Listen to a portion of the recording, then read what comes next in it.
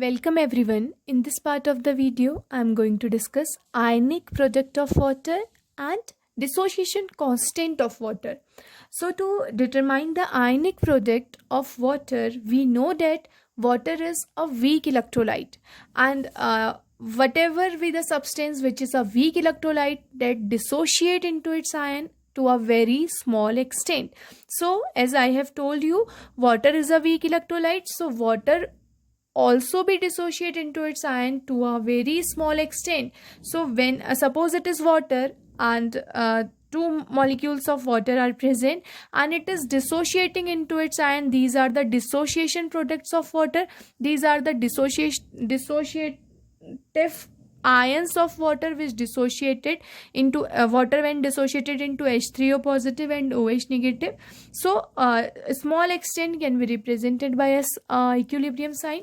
So water is a weak electrolyte, therefore dissociation of water is a very small, or we can say the dissociation of water in a very small extent as well. Now from here, according to this rule, as water is a weak electrolyte, it means from here we can write down the dissociation constant by using law of mass action. So the dissociation constant for water K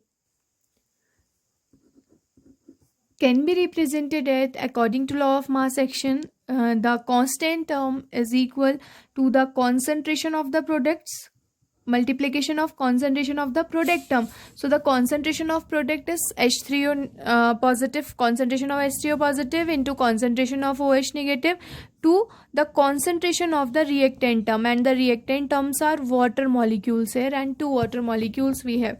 So or we can write this equation as concentration of H3O positive, concentration of OH negative divided by concentration of H2O to the power 2.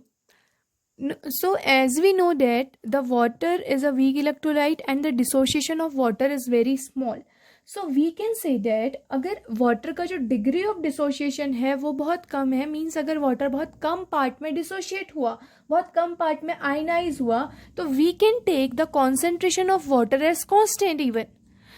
अगर water एक weak electrolyte की तरह behave कर रहा है, जो कि हमें कंडीशन पता है, और साथ में जो भी वीक इलेक्ट्रोलाइट्स होते हैं उनका डिसोसिएशन बहुत स्मॉल एक्सटेंट में होता है, so what does it mean? It means that concentration of water must be a constant quantity, क्योंकि वो बहुत कम अमाउंट में डिसोशिएट हो रहा है, so it must be a constant quantity. So I can re return this concentration of water term as a constant also, और we can return as, because it is constant also, K is constant, or on rearranging this water concentration of water here we can get the equation like this.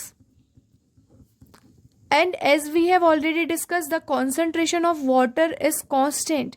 Why it is constant? Because water is dissociated in very small extent. So I can rewritten as these both are the constant term. This K is constant. Concentration of water is also constant because of a dissociation in very less amount. So both these constant, the product of constant term can further be another constant, and that constant can be represented as Kw, and that Kw must be equal to concentration of hydronium ion into concentration of OH negative ion, like this. And here this Kw is known as ionic product of water. This is called ionic product of water. Why it is ionic product of water? Ionic product means water के ions क्या हैं? H3O positive, OH negative. तो उन दोनों ions का product, that will be known as ionic product of water, and it is represented by Kw, where this W denotes water. And the value of this ionic product of water Kw at standard temperature, that is 298 Kelvin, the value of Kw is 1.008 into 10 to the power minus 14, and the unit is mole square liter per liter square. Why it is this?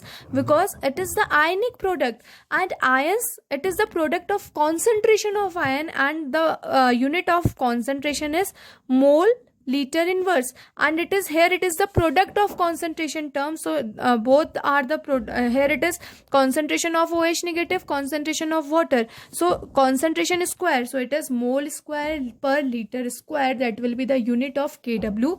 And for simplicity we can also write the value of kW, it is equal to near about 10 to the power minus 14 mole square liter per liter square, it is the unit of kW also.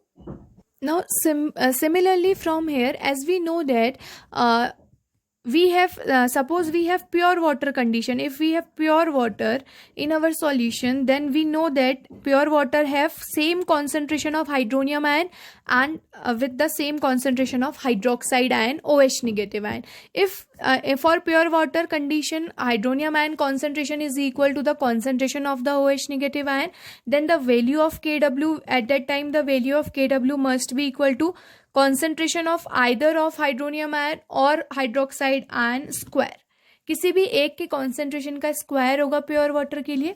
और अभी हमने KW की value calculate करी at 298 kelvin. The value is around 10 to the power minus 14 और ये value है concentration of hydronium ion square की.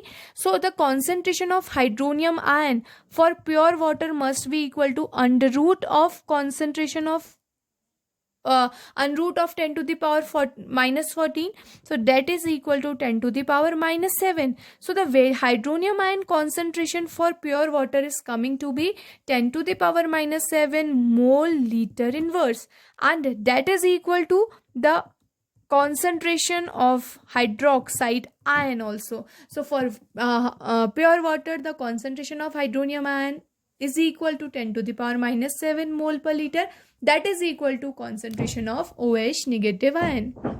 Now let's check the effect of temperature on ionic product of water KW. The value of KW increases with rise in temperature. Whenever there is an increment in temperature, then the value of ionic product of water is also increases. This can be explained with the help of this reaction here. As it is water which is dissociating into its ion H3O positive and OH negative with some amount of energy, which is a positive amount of energy, that is delta H is equal to plus 57.3 kilojoule. If the energy change in enthalpy or change in energy is positive, it denotes that the reaction must be endothermic reaction. And whenever the reaction is endothermic, then we know that for any of the reaction which is endothermic, the value of energy delta H is positive. It means the heat must be absorbed. At that time जो वो heat होगी वो absorb हुई होगी reactant site में. हम उसे इस तरीके से रिप्रेजेंट करेंगे. हमारी कुछ प्रीवियस वीडियोस में हमने ये बात डिस्कस भी करी है.